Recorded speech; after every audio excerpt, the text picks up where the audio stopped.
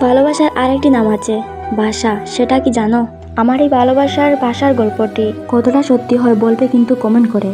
প্রায় সবার উত্তর লেখা শেষ, শুধু একজন পড়ে। কারণ জানতে চাওয়ায় রিমি বলে উঠে, দিদিমণি উত্তরটা লিখতে পারিনি। ওকে বললাম, যে ভাষায় তোর মা কথা বলে তাকে বলে মাতৃভাষা। ও তাও কিছু না লিখে মাথা নিচু করে বসে আছে। দেখো, ওকে একটু আদর করে ডাকলাম আমার কাছে। কাছে ডাকতেই জ্বর জ্বর করে কেঁদে ফেলে সে। আমি বললাম, কি রে, কান্না করছিস কেন? কি হয়েছে? আমি তো তোকে বকছি না। রিমি বলল, মা আমার কথা বলতে পারে না যে। রিমি এটা বলার পর আমার অনেক খারাপ লেগেছে। আমি ওকে বুকের মাঝে টেনে নিয়ে বললাম, আরে পাগলি, আমরা যে ভাষার কথা বলি সেটাই হচ্ছে মাতৃভাষা। আর মা কথা বলতে পারুন বা নাই পারুন, পৃথিবীর সব মায়েদের একটাই ভাষা, ভালোবাসা। আমার এই ছোট্ট চ্যানেলে ছোট্ট ছোট্ট গল্প ভালো লাগলে সাবস্ক্রাইব করবেন প্লিজ।